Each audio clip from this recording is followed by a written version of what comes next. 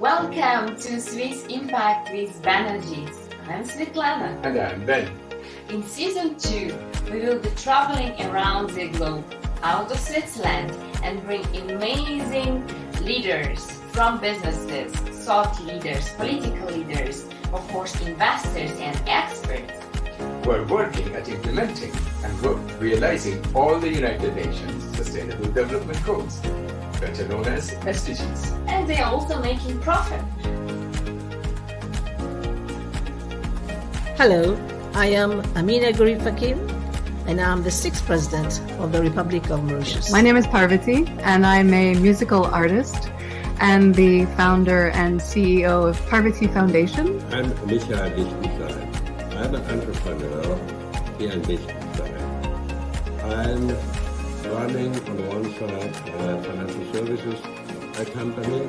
You know, hundreds of deals a month. We are seeing more things happening in this impact world. And this is because, look, the world is changing. So join us to discover impact investing ecosystem. See you every Friday afternoon at 3 p.m. Central European Time at Swiss Impact with Banerjis. See you on Friday. Act with impact. Good morning, afternoon, and evening to everyone. And for our viewers from Far East, good night. Welcome to Swiss Impact with Banerjis. Today we are at week 10 of season 2. And we are here because the world is changing. In our show, we interview investors, policymakers, business leaders, impactful businesses in order to create impact, to encourage them to create more impact if they're already doing it, or to inspire you, our dear audience, to take in action and change your life and life of many other people for better.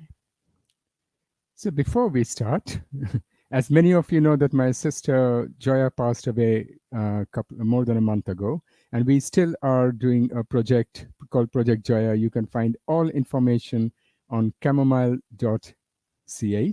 That is CAMOMILE.ch. And we are trying to get help and support to people in the rural areas of India, people who cannot afford or who are underprivileged people. So please, all your help is welcome. And many of our viewers and people have already helped. So thank you very, very much to them. Absolutely. Thanks a lot. And usually we talk about our course, but at the moment we are not running any courses. So we are because the completely summer full. is coming, completely overbooked with mentorship students. But anyway, keep an eye on Chamomile. One day or sooner or later, we will announce the next course on profitable business with impact, where you can learn about how do you actually create a business which is not only profitable, but most importantly, also impactful and does something good for our planet and for people. Ben, do you have any story today? But something cool, something big. Okay, so normally, as you all know, environment and climate is my favorite. So that's why I have been talking quite a lot about climate justice. But today I want to talk about social justice. So we have been hearing since a long time that companies like Facebook, Google, Amazon, Starbucks, they have been hardly paying any taxes at all, especially in the markets and in the countries where they are making their most profits. Although now President Biden is trying to catch up to it. He's trying to fix the global tax system, and he's even backed by the G7. Although, of course, the Republicans are trying to sink it for obvious reason. But isn't it old news? I mean, it's nothing new to mention here, there. Rich people usually don't pay taxes or very little. Yeah, exactly. That's exactly my point for today. That what we know that the world is reeling still with the COVID-induced economic downturn. Hundreds of millions, even in India and other countries in the United States, people are being pushed into poverty, bankruptcies, unemployment rising everywhere, and people are really having trouble to make their ends meet. But there's a magazine called ProPublica in the United States, which is an investigative journalistic magazine, and they got access to super secret IRS data from United States, and came with following points. Jeff Bezos, the world's richest man, paid 0 cent tax in the year 2007 and 11. Apparently, in fact, he and his ex-wife have been receiving child benefits from the government. Well, they have the right for that, no? Exactly. Why not? And the list goes on. Same is valid for Elon Musk, who is now a role model for many, especially the youth. Even my son is crazy about him. It turns out he pays no federal income tax.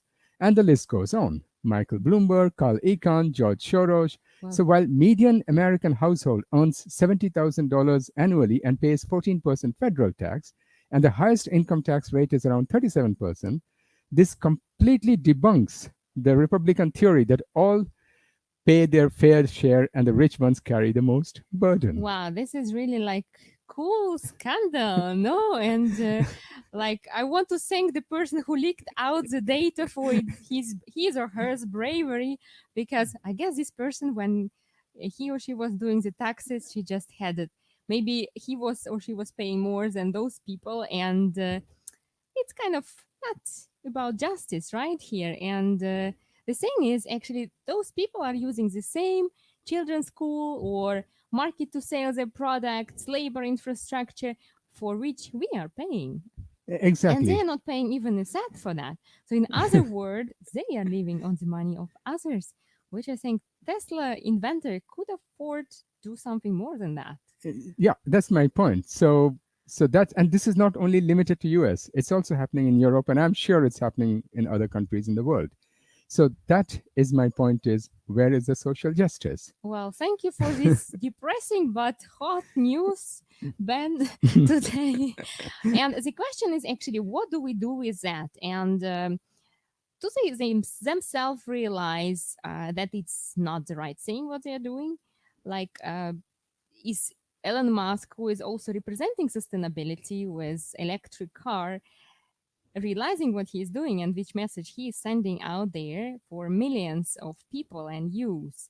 And this is why we are not talking only about impact investing, but for me it's much more, it's consciousness shift, that we are here not just trying to create profit by using impact, but is actually impact first. The mission should be first, and then along the way we can live with that, so we can sustain our livelihoods and our lives. So this is what I think about it. Thank you. And today I want to, since every time I tell the stories, today I want, before we get our guests in, Svetlana, please explain to the audience, because I hear everywhere sustainable investment, sustainable products, financial products, but I hardly hear about impact investment. Just in short, can you explain to our viewers what is in basic difference in a layman's language, the difference between impact investment and sustainable investment? Well, impact investing is also belongs to sustainable investing, but not vice versa. So basically, if you look at the market, the sustainable investment market globally is around $31 trillion US. Impact investing is only part of it, $800 billion US.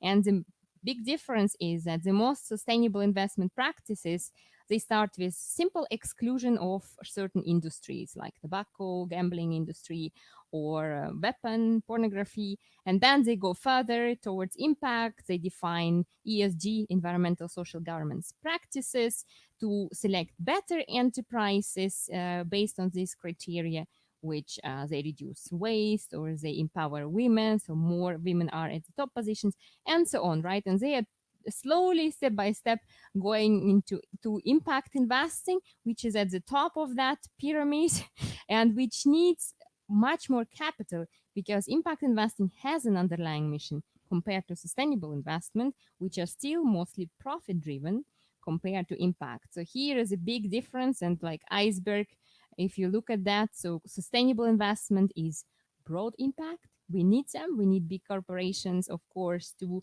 transform and change industry standards. But we desperately need more capital into impact investing, which are trying to solve also sustainable development goals defined by United Nations. Okay. Now at least I understood what it means. So now we want to invite our guest for today. Welcome, Mika. Welcome, Mika Anttonen. Thank you Great very to much. have you with us.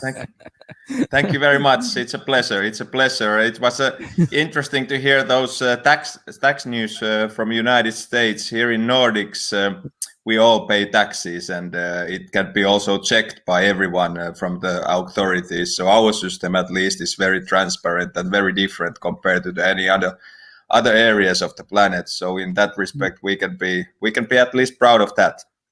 Exactly. And this is why you can be so cozy in your chair, right? So because the consciousness is fine, then everything is fine. And the best is in America, instead of finding out why this is going wrong, they have started an investigation to find out who leaked out the tax report. Yeah, exactly. That's a good question. That why they are doing something like that. I guess it's a big part of the history, and taxes at the beginning of the mankind, when the taxes were invented. Most of the cases, taxes were collected by kings or somebody like that, and they didn't deliver too much back to the people who paid taxes, and that's why the culture to pay taxes is in most of the areas of the planet quite low. But in Finland, for example, we have always got quite a lot back while we have paid taxes, and the whole social security system, education system, they are all free. So if you compare that, what we are paying taxes, you are getting benefit back straight away, and everybody is getting that. And I guess that is the one reason why Finns and Nordic societies overall, they are happy taxpayers, because they are getting quite high benefits back. Education in the United States, for example, it will cost a lot of money, and we will get it all for free. Yeah. No, I didn't want to get into this discussion, but I had a very interesting chat today with my son during breakfast, because he's studying history, and he was talking about Versailles.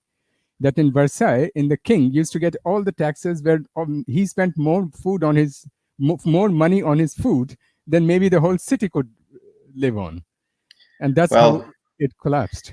If we will look at the history and look at all those places where we are visiting and watching, wow, what a kind of building here, who has made it, and how is it possible, and we should remember that somebody has collected taxes and build up the monument for himself or somebody else, for the queen or lover or whatever, and now we are visiting places and say, oh, fantastic. So this is why I suggest let's go to the present, and please introduce Mika to our audience. So with this, I introduce Mika. He's not only my colleague at Climate Leadership Coalition, but he is the founder, principal shareholder, and chairman of the energy company called ST1. It's a Nordic company. He began his career as a private individual in fuel trade in '96 and built it up to this diverse Nordic energy company, which today pursues its vision to become a leading producer and seller of CO2-aware energy. So this is like music to our ears. So this company's Mika's company is investing very, very heavily into renewable energy research and production, from industrial wind power to advanced biocells, and of course geothermal, because I myself have visited your factory at Espoo. So with this, we welcome Mika. Thank you very much. Thank you. Yeah, so as Ben mentioned, and before we start, I'd like you to tell also your story, what people don't know about you or what we didn't say, to make it more interesting. Not just a hard introduction, but how did what you is end your up, story? How did you come in the petroleum sector or in the fossil fuel sector? Well, I'm not very good to talk about myself, so I try to keep it short, but it was a coincidence.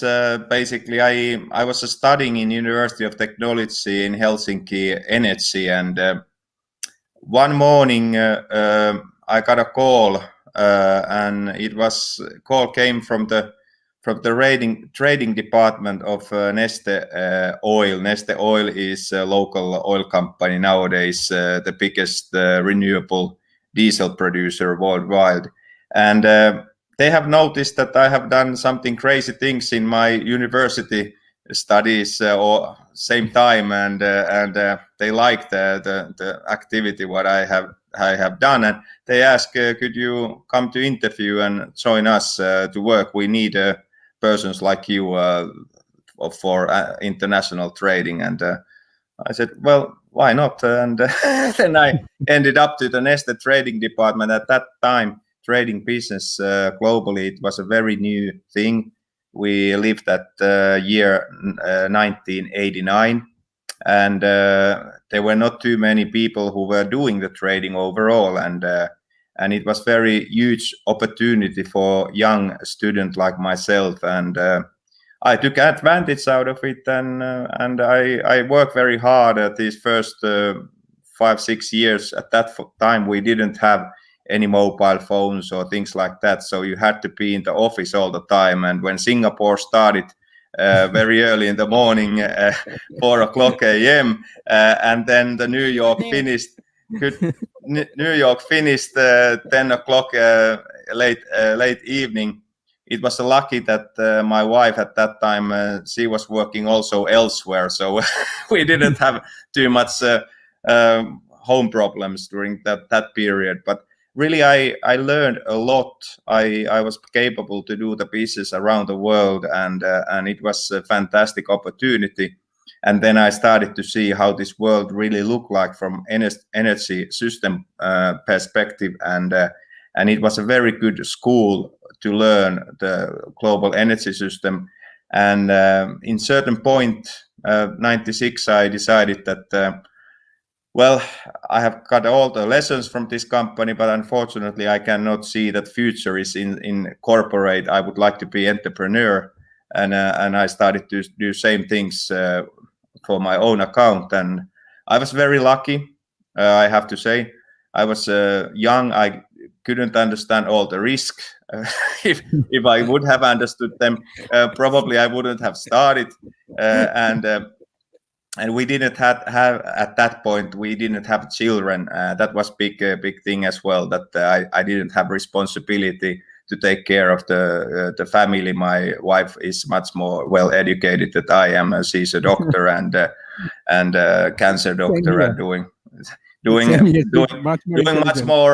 much more valuable work than I am. But anyway, I had an opportunity, and I was very lucky at the beginning. Oil price was very low, and I was capable to do the business between the continents, and that was really my core competence. And then when the children start to come to the picture, it was a year 2000 something. Then I started to think that what is the purpose of my life? That it cannot be that I'm buying cargo from South or Europe and selling that to the South America, or buying cargo from Europe and selling that to United States. There has to be something else. And then I got again good luck. I sold the trading activities to a company called Enron, US-based company. Enron went to the bank. Enron went to the bank robbery, but not because they spot our trading activity. So the moment you said Enron, I was thinking, I know the name. And then with that money, we started to do local business with the decent working hours. So it was a big jump to the area where I was not specialist at all. But based on the trading know-how, we managed to supply the system very efficient way, and then we started to be successful there as well. And little by little, we growed all the time, and we bought assets of big oil companies when they decided to give up small markets like Finland, Sweden, and Norway, and we growing from fossil to the states where we were actually 2006. And 2006 is in the big milestone, because that date I just look at for this TV show when we established our strategy vision to be CO2 aware energy producer and seller. It happened 2006. 2006, wow. Yes. We were far ahead of everyone. Yeah. Well, I don't know. We started the wind power project already 2004, but this energy, this strategy vision has been there same since 2006, and it's going to be there. as long as I'm going to stay alive, or as long as I'm allowed to run the board of the ST1. So if I'm losing my sense, maybe they then kick me out. But anyway, as long as I'm a charge, that is going to be our strategy vision, and we have done work since that very systematically to go into transformation. And one thing is very sorry. Sorry, I'm talking all the time. I know, too much. we are here all talkers, we can talk for hours. So it's just to explain to our audience why we have you as a chairman of a fossil fuel company, right? Because it's not really impactful in this way, but you are one who is representing the transformation of companies, of energy sector, and this is why we invited you, to set up new standards in energy sector. So could you please explain to us and tell us more about your activities of your company in this sector, like renewable energy? So how do you transform to more sustainable practices? Yeah, it's very important to understand, first of all, that the energy sector is transformation business. And I guess we understood this very early stage after 2000 that this energy sector has to be transformed from fossil to renewable. Then, of course, we were a very small company at that time, and I didn't have a balance sheet like Shell or Exxon or anything like that. We were very small. So we had to pick up those areas where we really can do something in real life, make investments which are the size of our company. And but anyway, we have a clear idea that we have to start to walk this path. And in end of the path, we don't know where it leads to in final end, but it goes away from the fossil world. It goes to the renewable world. And we did all these things what company our size can do 2006. And we started with waste production, waste-based ethanol production. It was very small unit in Finland, and we used bakery waste, and we made out of that ethanol. And simultaneously, we started our first windmill project in a city called Pori, and then little by little we have grown since that today's position, where our turnover, it was if I remember correct, I don't look at too much turnovers, but it was roughly 6 billion euros.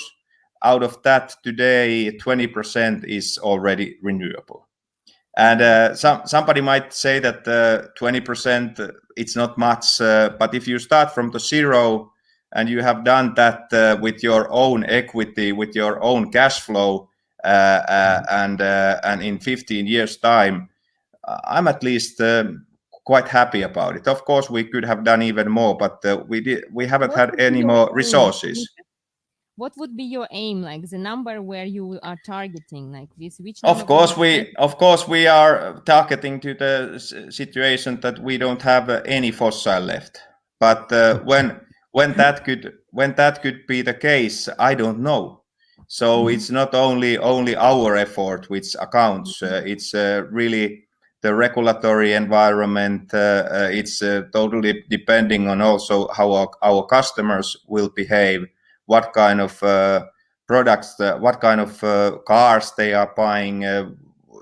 There are many different type of issues which has impacted how quickly this will happen. But one thing is for sure, it will happen, and sooner or later. And I have always said that setting this target, what our political leaders and now even business leaders are doing, one way they are good to have, but if you are stuck with your targets, sometimes you start to do a little bit stupid things, and then you have to see that if the technology, for example, is not ready for the big size investments, you should do the small investments until it's basically ready for the big investments. I can give you a very good example.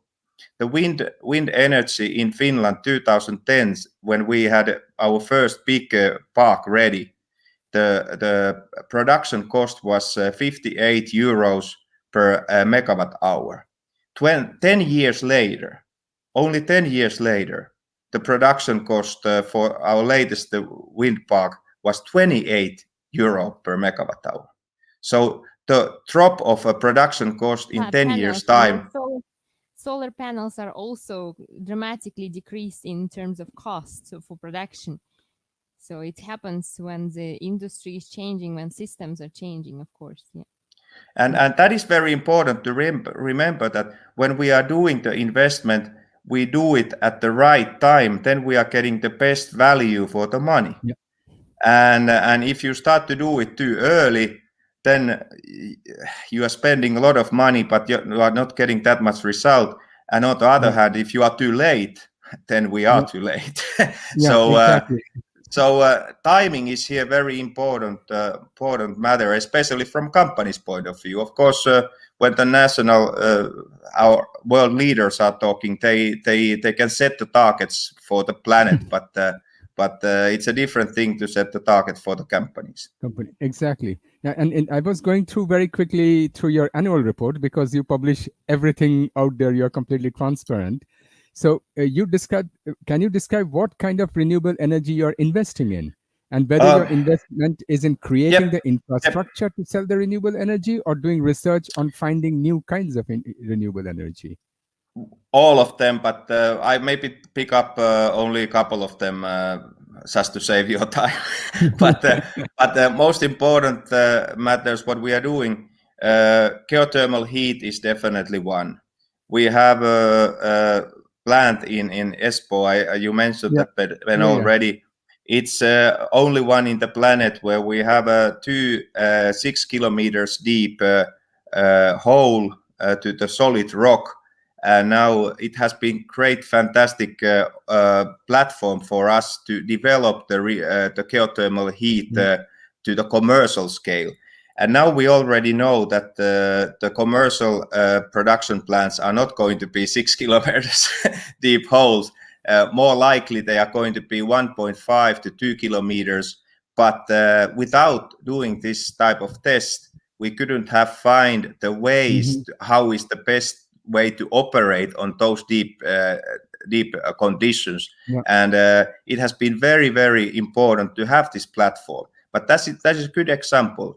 To do that, when we started, we didn't have a clue how it's going to be. Is it going to be successful at all? What is going to happen? And the total budget was roughly 35 million euros. It ends up today's situation is that we have consumed 100 million euros and still it's not operating like we planned it should be operating. We are getting it to that level, but it still costs a little bit more, but we have learned a lot. And this is a very good example that what does it mean when you are doing research and developing work in energy sector. You have to be able to put a lot of money to start with, and then results cannot be guaranteed, and you have to have vision and you have to strongly believe on what you are doing. For us, the benefit is, of course, that we don't have to obligation to pay dividends while we are not stock listed. So that helps. Then two others, which I just mentioned, three actually. We are developing biofuels, which based on sustainable raw materials like sawdust from the pulp and paper industry. They can't do anything with that. It's 40% water, and present biofuels are not going to be very big solution for the climate change battle because lack of sustainable raw materials. On biofuels, the key thing is that we have to develop the new technologies to be able to adapt sustainable raw materials, and that is the key. That's what we are doing. Then we are In wind business, that's I already said, we have sold our own mills to the pension funds. They are nowadays happy with 2 or 3% return. So we thought that it's better to be operator than keep it in our own balance sheet. We can do much more with that money in other areas.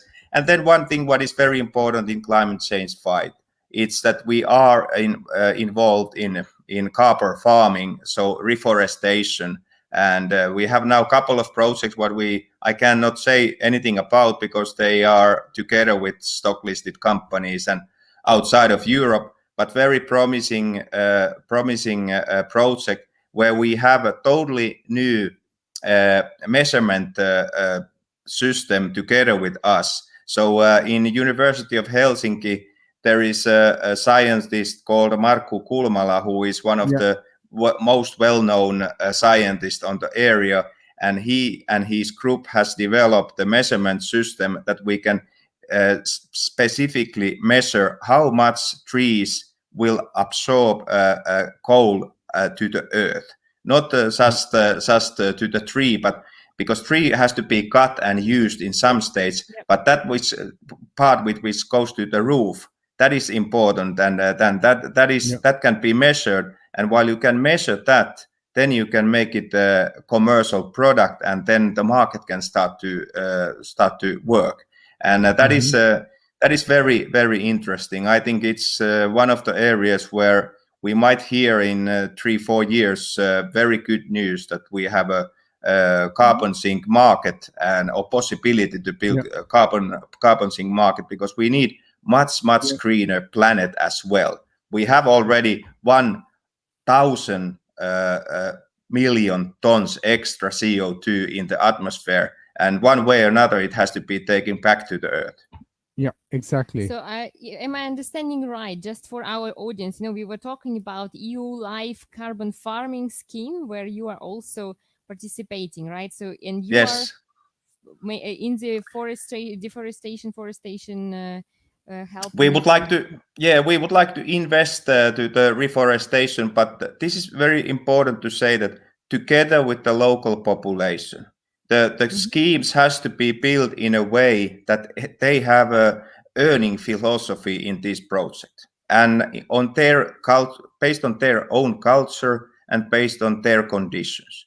We have it in Morocco one testing where we are checking that which trees are working best in different type of condition and what kind of irrigation system needs to be there and soil improvement and so on. And when we talked first time with Morocco people, they're asking that we told everything and you are getting all the benefits, and then they ask that, oh no, Mr. Anttonen, what benefits you are getting? You are putting money here, and what you are getting?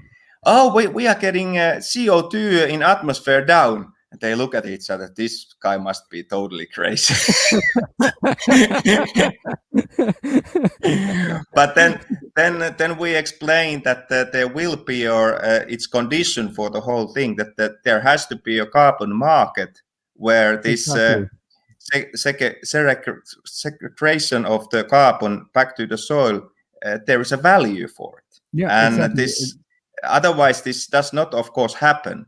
But if that there is a value for that, then you can keep clean water, what you are getting as a side product. You can keep all the trees and cut them once in 2 years' time, because then you can cut them and put the new one instead. And because we want to get this carbon back to the earth, and that is what we would like to do. So we cut the tree and put the new tree again, and that is the idea, and that is something what I'm very, very keen on to see to happening, because this emission cuts, we do see that there is a path how to do that one, but we also have to get simultaneously extra carbon from the atmosphere back to the earth. Exactly.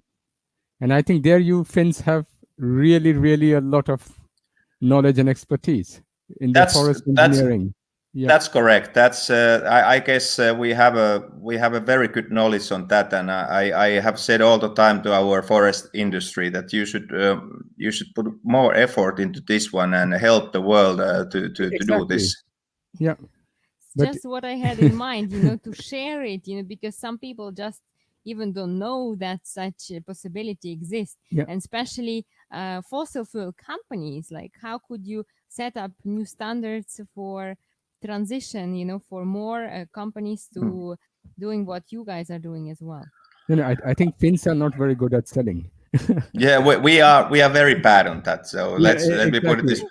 But luckily, I don't want to advertise any company here. But I think company called Shell, everybody knows, and they have been now a little bit in the court as well. I have heard what comes to the emission. They have seriously put a lot of effort and money to this kind of reforestation programs, but they are not recognized out of it too much. I don't know why. Have they marketing it or not? I don't know. Maybe people think that if Shell is doing something like that, it's greenwash or something. But I think they are very serious, and they really I can see that inside that they really would like to be successful in this field as well. They called it natural-based solutions, and the idea what they do have is pretty much similar than ours.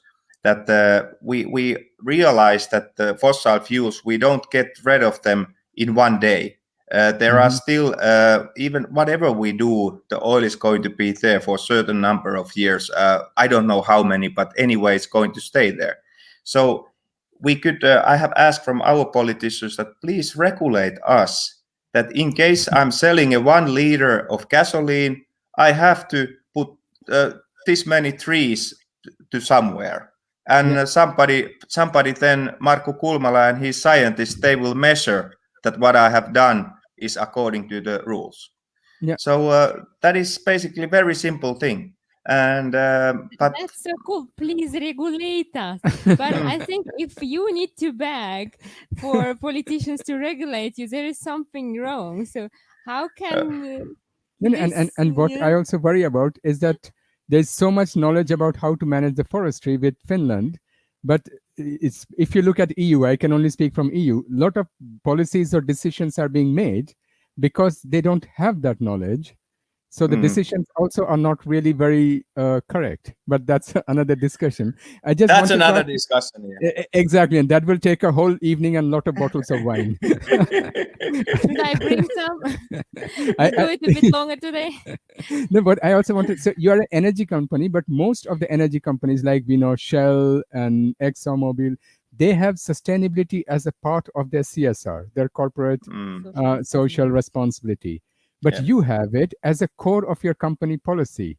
So were you always from the starting like this, or did you evolve or transform into this? No, I didn't have it in there as a starting point. I was very normal young student when I joined Neste Trading, and I then learned to do my job. But in some point when I had that opportunity to see that how this world really works, and then when I got children of my own, and I can't say the exact day when I got an idea that we have to do things differently. So this cannot go anymore like this, that we just do the normal stuff and sell oil and wait that how long it will last, and it cannot go like that. I can't tell you the date when it happened. It was a maybe 2 years, 3 years thinking process, and then one day we had our company management seminar, and we decided that we have to go into that direction, that we will live in line with this planet, with the Mother Earth, and how can we do that? Because we are selling gasoline and diesel. Come on. Then we have to build up something out of that starting point, and that is actually, in my opinion, quite encouraging for companies like Shell, and I think they have noticed that now. I'm talking about Shell now because with them I have done a lot of work together. When I told them 2010 when I bought Shell Sweden and Finland, I told them about our renewable visions and CO2 aware energy and so on. And they were a couple of guys in London. They said that interesting, but the tone has totally changed. Tone has totally changed. They have changed. They are not anymore same company. So I trust very much that the people, maybe public, they don't know or they don't recognize it or maybe they don't believe on it. But Shell made a couple of years ago promise that they released a press release. I guess it was press release where they were saying that they are going to be to 2030 world biggest renewable electricity producer. That's a hell of a promise. If they will keep that promise, I can guarantee you that none of the other promises in this planet are not even close to that promise. So that's a fantastic promise if they keep it. And when we look at the other energy companies, there are many others who has taken this very, very seriously. They are on the right path, but there are of course companies who hasn't done anything, and I don't want to start to point it out who are the bad guys and who are the good bad guys. I guess I guess audience can read the newspaper by themselves. So I can talk about the positive things. Yeah, exactly. No, you must have heard what Mark Carney said, I think last week or 2 weeks ago, when he spoke. You know, Mark Carney, the former governor, when he mentioned that all the companies who are aligned with the Paris Agreement or who are thinking about CO2, they will not only have more value for their shareholders, they will also have better business, more profit, and better for the community. And companies who are not doing it, they are going to end up with massive amount of stranded assets. I think in big picture, he is very right. I fully agree. And but again, devil is in details. While you are saying that, you have to remember that transformation has to be done inside the company. And when you are releasing and closing down your fossil assets and building up the new ones, you have to look at that how the environment will develop. If you don't have any like electricity cars are something what is very different states in different countries. We are operating in Norway, Sweden, and Finland. Norway, there are huge amount. I think its density of electricity cars is the highest on the planet. It's number one. It's number one in the number world. one. Yeah. It's totally different to operate there compared to operate in Finland or Sweden. And then you have to take into account the business environment and how the people are behaving and what kind of rules and regulations are coming by politicians.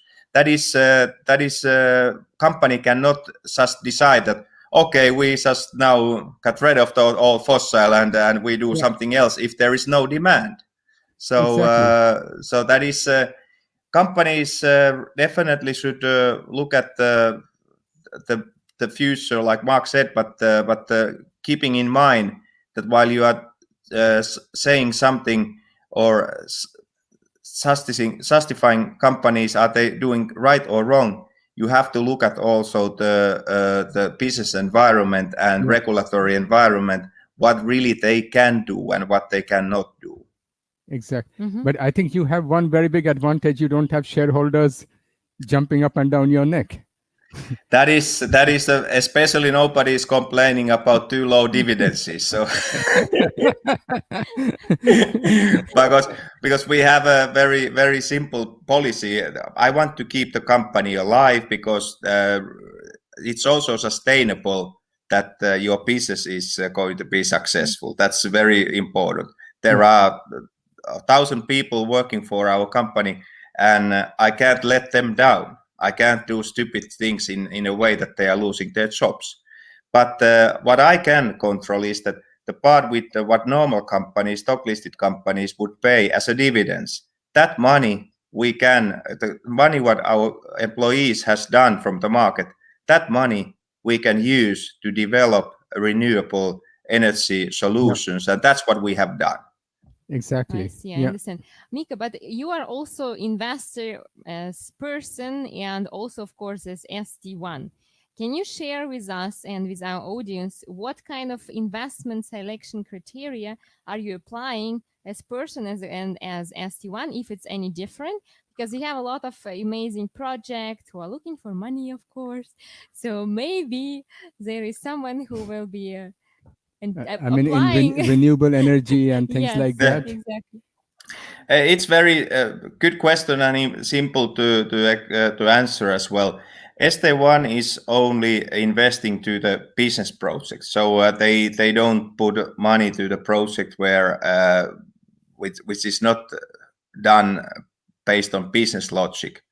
But then Mr. Anttonen can do other things because he is individual, and I have done many things, but I don't want to advertise them because I'm having already today too many emails where people are asking support for a very good project, but of course every one of us has limited resources. Limit is coming to everyone, and I try to support as much as I can, but of course I'm not that type of guy what you were talking at the beginning of the show. I'm not Elon Musk or any of those guys. I'm a small guy from Finland, so my you are paying your taxes, so in conscious development. yeah. I pay the taxes. That's one reason why I don't have so much money to spend to the other purposes, because I pay the taxes. Exactly. So now we leave behind ST1 and now we come to Mika. Yeah. So, No, but let me please add okay. one more thing. So for all those who cannot approach Mr. Anttonen as an investor, please come to kamamile.ch, register there, and we will invite Mr. Anttonen anyway as a member. So maybe one day or another day you will be lucky and he will Find the right you will project. get his attention. Exactly. So I wanted to ask about is that because I have also been involved in the sector of alternative energy since quite a long time, and every time we begin with a positive intention. So I remember in Netherlands we were extremely enthusiastic about bioenergy. We use soybean for biodiesel, and we invested in it. We advertised it. We spoke about it everywhere. But now it turns out that this soya production is damaging the rainforest in Indonesia, in the Amazon, everywhere. So we have this in the name of green investment and green policies. We are making decisions which are very good, which looks very attractive, but on long term, it is doing damages we did not think it will do. So I know that you have also thought on this topic very, very much. Can you also give some more examples, like where we thought that this was a very good idea, we acted on it, and then we turned out it was not so green and not so good for the environment after all? Yeah, my experience, really the own experience, is coming from the biofuels mainly, and that's when we started in 2006 with waste-based ethanol production. I was a great believer that biofuels could play a very big role in our transition from fossil to renewable. But then when we got more information and we discussed more with different type of stakeholders, we started to realize that, these raw materials, they are quite limited what comes to the sustainability. And then we turned our direction to go into the direction where we can maybe find more sustainable raw materials. But right now, our ambition, this is a very good example, this biofuel, that when ambition level is set by information what we had 10, 15 years ago, and now we are executing that, and new information has come up. And it's when we set the biofuel target for EU, for example, we had an idea that we can easily produce that much biofuels what EU will request based on this mandate. But now when we have started to realize that what kind of raw materials we have to really use, the knowledge has grown, and we have started to see that really we can't use that much, we can't produce that much biofuels, because if we produce, there are very negative impacts some other areas. Like food production is a very simple example, but there are similar example, for example, animal fat. Everybody thinks that it's fantastic raw material for biodiesel, but not too many people realize that a good part of the animal fat will be used for pet food. And then the question is that if pet food is not getting the material from the animal fat market, they have to get it from somewhere else, because your dogs and cats, they still eat. And then the benefit is not anymore that great. Or if we look at the used cooking oil, which everybody thinks that it's fantastic idea that we will take from restaurants the used cooking oil and we use that. What has happened? This is a little bit a joke, but not totally. That we start to have more used cooking oil what we have cooking oil. So if you understand what I mean, that because value in the diesel production is so high that if you put one French fries to the cooking oil and then you said it's used cooking oil, then it's okay for the diesel production, and that will lead again to the end result where we use the land or food production basically to be able to make biofuels, and that is not sustainable. Raw materials has to come from elsewhere, and then these logistical examples that come on. We have checked all our supply chains where the product is coming. We respect their human rights and things like that. Normal procedures, and on those checking, it's quite interesting cases. While we look at the used cooking oil from China, for example, it will start from the restaurants with 10 liters cannons, and then it goes to the next station, and the cooking oil moves through the country and end up to the port where the seagoing vessel will take the whole cargo into Europe, and then one of the diesel producer here then make diesel out of that used Chinese cooking oil.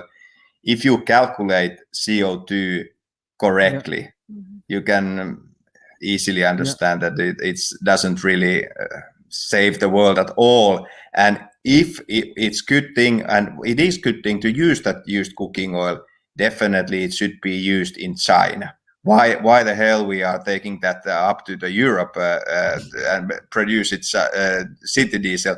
The answer is very simple, because in Nordics, for example, we have a highest bio mandate, so we are paying highest price. So that's why we collect all these raw materials from China, we ship it into the Europe, we make out of the city diesel and we biodiesel, and we tell the audience that now we have done good climate act. And what we should have done, we should have agreed with Chinese that they will produce out of that used cooking oil biodiesel, and they will use it, for example, in Beijing or Shanghai, where the air quality is not the best possible.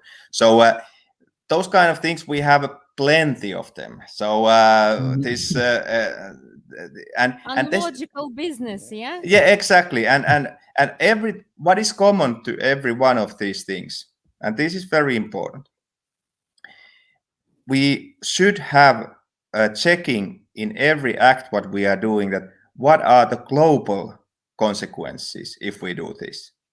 If we only do the EU policy and we stop the analysis to the EU borders, then that's wrong. That's horribly wrong. Our politicians, they have been telling us quite long in EU that EU is so good example. We have had economic growth since 90 up to 2020, fantastic. and then simultaneously we have cut down our CO2 emissions. Of course, we have cut down our CO2 emissions because we decided to move all manufacturing industry to Asia, to China and elsewhere, and they are producing our products today, and we are just getting them by vessels or by airmail, and emissions will stay outside of the EU region. So that is something that you have to look at always. The climate acts in a global content, even if the regulation is area-based or country-based. You have to analyze it against the whole world, because atmosphere does not respect the borders. So that's something what you have to remember.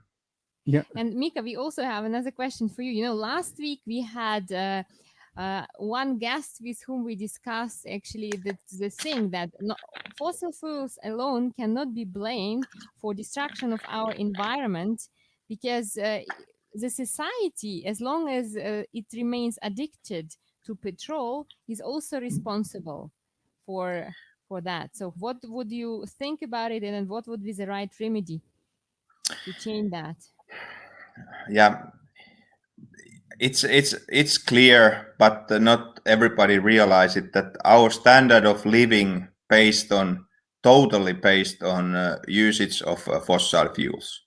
If you look at where we were 150 years ago and look at where we are today, without cheap and transferable energy, what we have got from the fossil fuels, we wouldn't be here today. We wouldn't have computers. We wouldn't have any of that stuff.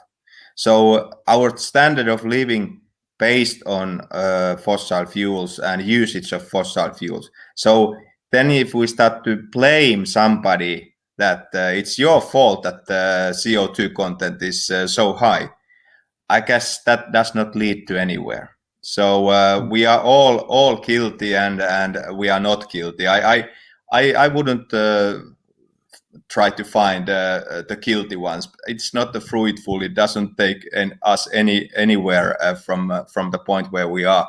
We should look at the future, that how we are getting these big oil companies and who has benefit out of the fossil fuel most, how we are getting those stakeholders to take responsibility and start to find new solutions. Anyway, they have a huge balance sheets. If we are getting all the oil companies and coal companies to the transformation like SD1 is today, then we can really make it work. Yeah. So startups cannot solve this problem. I have many times described the energy system and transformation of the energy system. It's like a moving train. Train has to move all the time, because you need electricity every day. You need energy every day. So train has to move all the time. But same time, when train is moving, you have to change every part of the train, and that is a tricky exercise.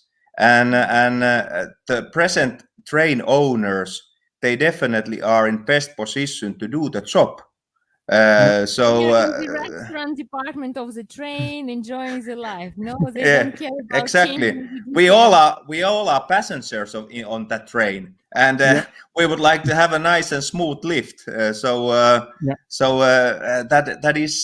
is something what we have to remember. I think it's not lead anywhere to find guilty ones.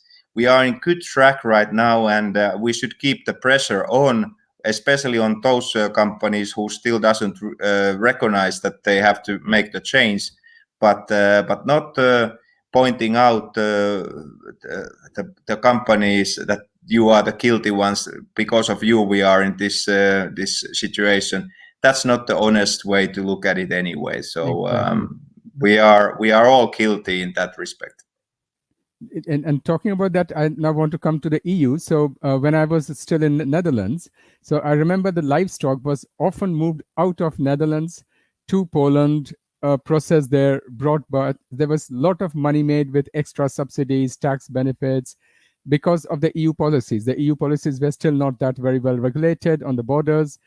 but it was very bad for the environment, and it was also very bad for the animal well-being. And you also mentioned similar happenings of movement of feedstock within Europe in your annual report. Can you explain what it is and what are the pluses and the minuses of that? Yeah, I think I already answered partly to that question. This Chinese used cooking oil was Okay. one good example out of it. So it's a pretty much same type of category that we are, or that was in my mind when we talked about it, that this Chinese used cooking oil. There are maybe smaller examples, but that one I guess audience already got it, so I don't want to tell the same story. Okay. But that is basically good example out of it, that we are importing raw materials, and these raw materials cannot be, then the developing countries, or not even developing countries, China is not anymore developing countries, but we are taking raw materials from elsewhere to our country because our regulator has put that type of rules in place that we can pay much higher price for the raw material, and then raw material ends up here, and then the country where we have taken the raw material away from cannot meet their own targets.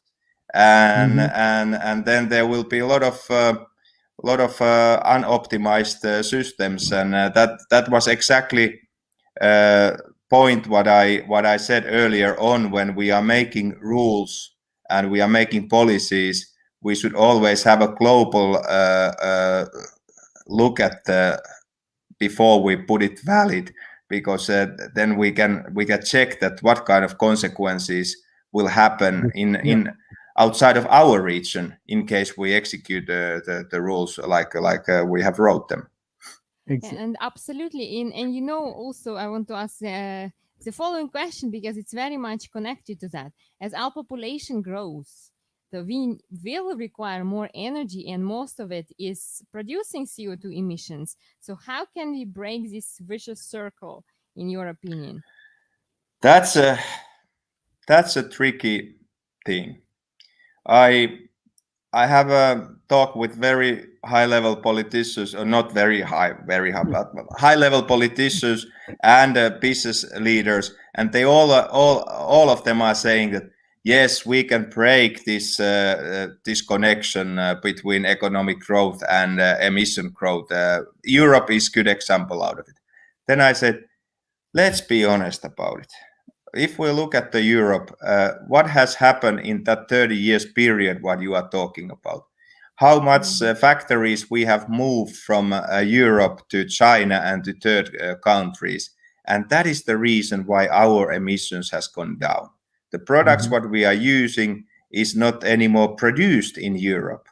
And they are produced, China, globalization is the word what we are talking about here. Globalization, what comes to Europe, it means that we have moved most of our manufacturing work to elsewhere, and then emissions can be measured there, but we don't take those into account. So I really hope that we will find the technologies, and we will find systems in a way that we can have a simultaneously economic growth and cut off emissions. But I can't say that it's possible before I see that it really can happen. So far, it has not happened. If we look at this growth, what we are going to see after pandemic, we have already some indications from IEA, International Energy Agency. We are going to have a record high growth on emissions, CO2 emissions, because we have record high economic growth. And that is still, that connection exists, and we have to work very hard to break that connection. And I wouldn't give that kind of promise that it's easy or it can be just execute them, because we don't really have yet solutions for that. The population growth, what you mentioned, it's a huge element on this game as well, and especially if you take into account that simultaneous when the population will grow, also standard of living will grow, and of course it should grow, because we have, according to UN, we have almost 5 billion people on this planet who are living less than €8 per day. They don't even know what CO2 is. And really, it's not their fault. It's not their fault. It's not their fault. So they want to have a better life, and that will generate with their infrastructure. It will generate more emissions. That's the fact. So IEA's leader, I can't remember his name, but sorry about it. But he said a couple of weeks ago when the IEA released their latest report, what was the so-called emergency path to meet 1.5 degree target. In final speech of his, he said that we have to understand, especially among the developing countries, that people, countries on this planet will start this climate change acts from very different starting points. And if we rich countries, if we don't have solidarity towards poor countries, this is mission impossible. And I guess he didn't say exactly these words, because in his position he can't say that it's mission impossible. I can say that, but it's really, it is mission impossible if we don't support the poor countries in their battle against climate change, because they just don't have resources to pay any extra. If you think about energy systems, and that's something what I think is a very good example. You have a countries in Africa like Mozambique, you have a country like Vietnam in Asia, the list is long, which don't have electricity in some areas at all. They start from the zero. And when you start from the zero, somebody might think that, oh, it's fantastic, then you can do wind energy or solar industry energy, but you can only do if you have existing infrastructure where you have a grid connections, where you have a hydropower, a nuclear power, or something else for those moments when sun is not shining and wind is not blowing. So if you start from the zero, you ask that, okay, I need the lights during the night or evening. So if sun is not shining, what I'm going to do with that kind of system? Quite fair question. And then we are coming to the technology solutions like power to X. This is maybe the audience not that well known, but it's basically the technology which based on the hydrogen. We will use renewable electricity to produce hydrogen from the water, and then we'll catch the CO2 either from the emission source directly from the factory, or we take it from the atmosphere and we put hydrogen and CO2 together, and we are getting hydrocarbons. And hydrocarbons are all fossil fuels, what we do have today in our system. And those kind of products we can store and we can handle them. We call them synthetic fuels. And that is the future. What we really, or that is the missing technology. It's not the technology is not missing, but all these things will work as an individual thing. But putting everything together, we have some demonstrations around the world, but we don't have yet industrial scale factories like that, and they are going to be at the beginning very expensive. But those kind of things we definitely need to be able to build up the energy system where we don't need fossil at all. But Mika, isn't it that also our life standards, you mentioned better life. What is better life, right? So it's because better life is for some people having several cars, several homes, flying around. So it's all based on energy consumption. So we Correct. need to change this better life perception. What is better life? Maybe being more with a family, having one house, but living more in the nature, you know. So this, I think, also must somehow change before we This can you are absolutely right. You're absolutely right. So because it's quite clear that these 5 billion people who are living less than €8 per day, they have all rights to improve their standard of living. And if they will do that, it will request more energy, it will request more natural resources. So then us, if we look at our people who are living in Western countries, I cannot talk too much about this because I'm in privileged position by myself. But we should be happy with the present standard of living. I guess it's not really something too much to ask, really. If we say that, why don't we just be happy with the present standard of living? Mm-hmm. Maybe even a little bit less. Some people could have much more less, but that is thinking. Yeah, but that is thinking what we should talk about more, because if we look at the total system's point of view, it's necessary that we will create the system where 60% of the population can still improve their standard of living. And it's very difficult to make that work in case we all in Western world still would like to have another car, another house, and another round trip around the world, and a couple of sailing boats on top of that, and all that stuff. So yeah, and the life can be even much more happy. I fully agree. So it's totally depending on your own mindset. But I'm very optimistic on this matter. I think next generation, our children, they already think differently. Yeah, they already that's very think true. differently, and we have to give us time. The human is that type of animal, that Homo sapiens, that we would like to see everything happen during our lifetime. And if we look at the history and we look at the future, from the history we can learn a lot of things. Many things, big changes, good changes, has taken some time. And I think we have enough knowledge and intelligence in this world that our children and their children, they find a way to live better in balance with Mother Nature than what we have done.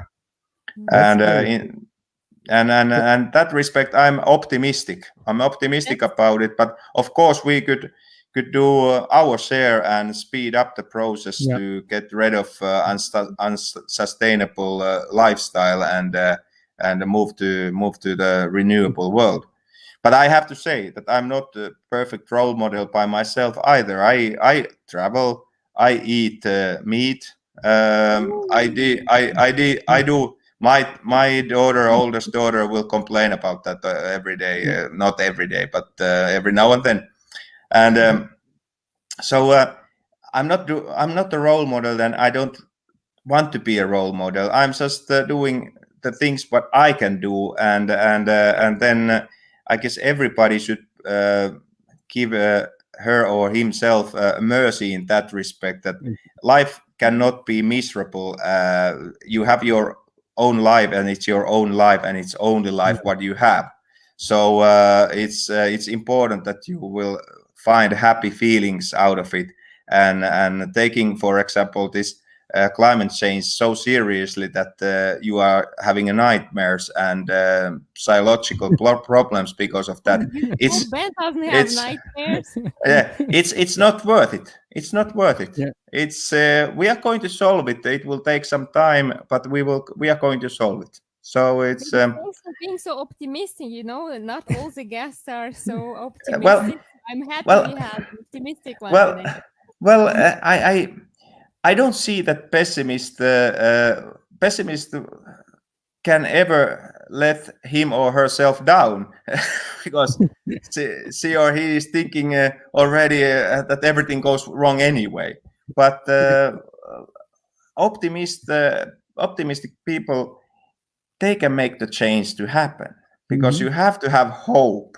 Without hope, you don't have action. And even if the hope is small percentage, we still have hope. And I'm a great believer that we can make this change happen. I'm not worried about the technology at all. I think what comes to technology, we will find a solution. I'm worried about solidarity between the people. That's what I'm worried about. That is the. Do we have enough wisdom to make investments, for example, to the developing countries, where we are not getting any other benefit than Mother Earth will feel better? So is that good reason enough to make investment? In my opinion, it is. But we need regulatory rules to make it happen in a market economy. Exactly. But there I come to the question about the government system, because the changes you mentioned, like in the history or past, lot of problems were solved but now we have democratic system. And there in my opinion, one of the weaknesses, if you look at Japan, is one of the most advanced and industrialized nation. Per person energy consumption is very high, like every other industrialized nation. And they were quite very well on their way to cut down their CO2 emission and turning their energy production to green. And then the earthquake and the tsunami at Fukushima happened. And then the whole public opinion turned against the nuclear energy. And now you see Japan is building again more and more coal power stations, and they're planning to build even more. Same is happening in countries like Germany, where the public opinion changes from one day to another because of a reason, and then the government acts accordingly. So what would you think about this? That is, I have thought about a lot. It's a very very big challenge for the democracy. I'm a great believer of democracy. Don't read me wrong. We have all seen that what kind of things can happen if you don't have democracy. So democracy has own weaknesses, but it's still the best system by far. But democracy can deliver. Democracy can deliver also these kind of results. And I think answer to those kind of problematic situations is that we still have to deliver right type of information to the people as much as even if the things go wrong, then we just can't keep up. We just have to come again with the new information and say that, come on, let's rethink this. Is this really the reason to do this type of thing? And I use this. Your example was very good one. And now what is going to happen in Germany? They are closing nuclear power plants, which could work very well next 10, 20 years, whatever. But that would help a lot in EU's transformation period if those nuclear power plant would continue. And the reason why they have decided to close it down, like you said, it was Fukushima probably was the last trigger. They had already before that the doubts, but that was the last trigger. And what is now happening after that? These nuclear power plants which are there, which could work still many decades forward, they are closing them down. And not more than 100 kilometers from German border, Poland is going to build the new ones.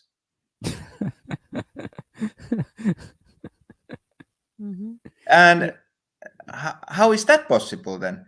And then we are coming to the point that even inside EU, we don't have common rules. We don't make the analysis outside of the borders. We just look at our own country, and maybe we look at EU, but definitely we don't look at what's going to happen because of our decision outside of EU. And here, German citizens, they will find out sooner or later that, okay, we have decided now to close our nuclear power plant, but these Polish guys, they will build up the new ones next to our borders. And is it better that the nuclear power plants is on the other side of the border or in our side of the border? I guess democracy has to think about that in some point. I think it's still not too late to make another decision and say that why don't we postpone this closing of these nuclear power plants in Germany? Mika, and what do you think about the last legal case in Netherlands against Shell, where the judge held them responsible for the damages which will be caused by for climate change in the future? Well, I think I said a little bit about that matter already at the beginning, that it's quite tricky if you pick up one company and start to make rules against that. And here, especially when they picked up the Shell, which is in my mind from the oil companies the most advanced. They like I said, that they have given a promise that they will be biggest renewable electricity producer 2030 decade, and there are some other oil companies who are not committed to do anything. I don't name them, but like I said, before legal case started or afterwards? They had promised, but now they mentioned that they will speed it up. Okay. Yeah, now they speed it up, and in one way, these kind of legal cases, they can be useful, that they will send a strong signal. What is the expectation of the population and expectations of democracy? But it's very dangerous in case you will really go to the after one company only. I think the court should have gone after all companies who are in same industry, and not picking up the one company. And especially this time it went totally wrong because they pick up the wrong company.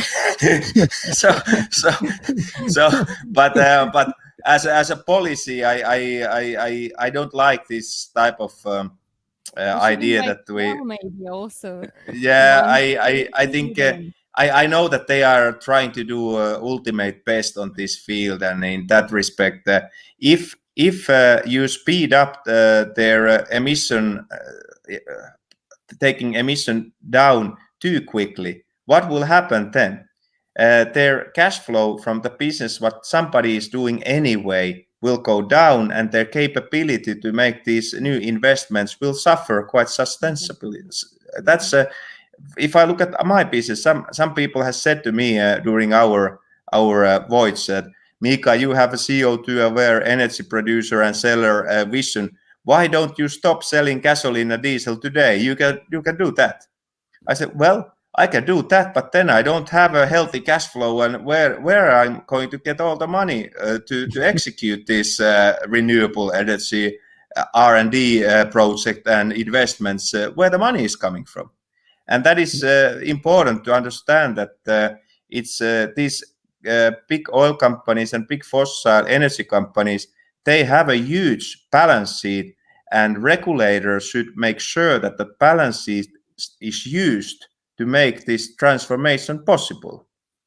Yeah, and one more topic which has been very interesting in this sector, because I'm also with the Rockefeller brothers, and they started initiating this disinvestment. So there's a kind of activism investors. You don't have problems with that, but companies which have a lot of shareholders have problems with that.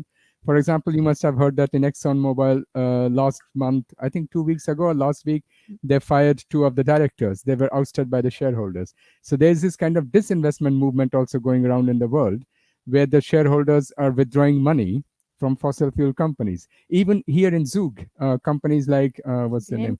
Glencore, and everybody is having problem because they are losing shareholders who are disinvesting. What do you think about that? Well, investors, they have all right to do so. So I guess they are having probably different reasons some of them are there for ideal reasons, some of them are there for monetary reasons, whatever reasons are, but they have total right to do whatever they wish, because they are shareholders. That's their role, that they can force the company to do according to their will.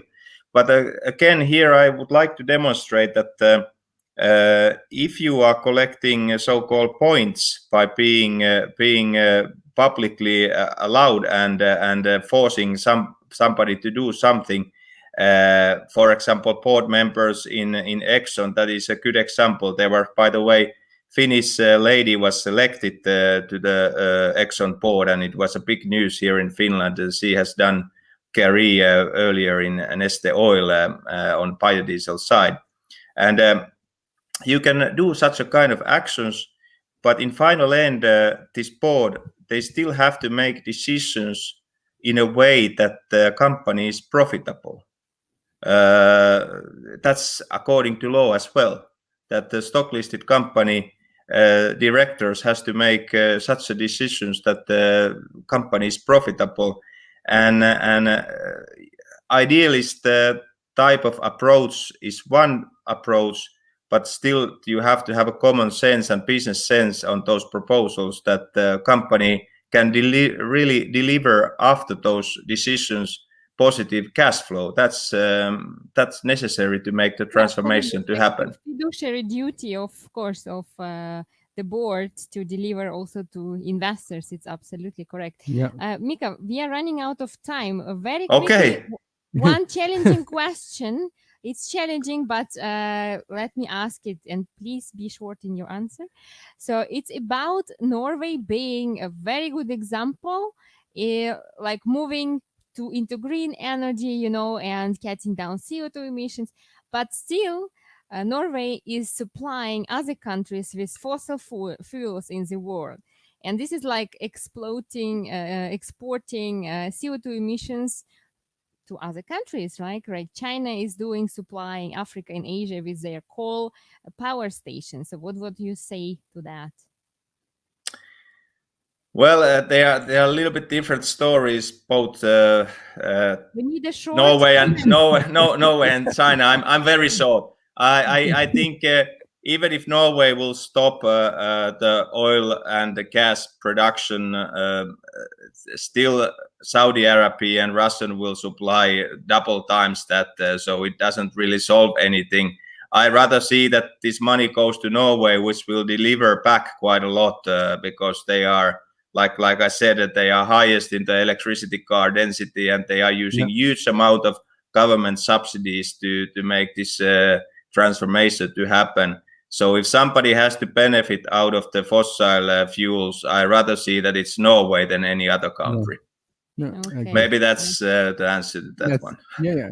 And very last comment from your side, or like call to action to the viewers, maybe the fossil fuel industry, what would you say to them? So what would be and also the common man, the common people on the street, what can they do to help the environment in your point of view? I think when you have money and opportunity to buy a new car, then of course you should buy the one where the emissions are the lowest possible. There are different technologies available, but of course you have to look at what is fit for purpose in each and every case. And then what you can do, you can look at your own lifestyle. That's nothing to do with the car or our pieces itself, but you can look at your own lifestyle, what we already touched a little bit earlier, that what are you eating, what are your own habits, what are you doing, each and everything. They not necessarily are that much what comes to the impact, but it keeps the subject all the time on the table, and then the pressure will be there then as well, that we don't forget the climate change in 2 years' time and start to do something else.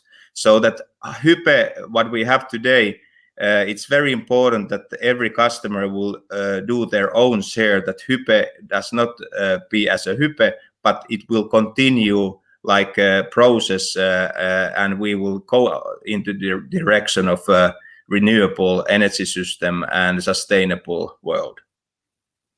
Thank you Thank very, you very very much. much. I think after this interview, because Mika had invited us to his place in Finland, but after this interview, he is not going to invite us. Oh yeah, definitely. Why not? You didn't ask.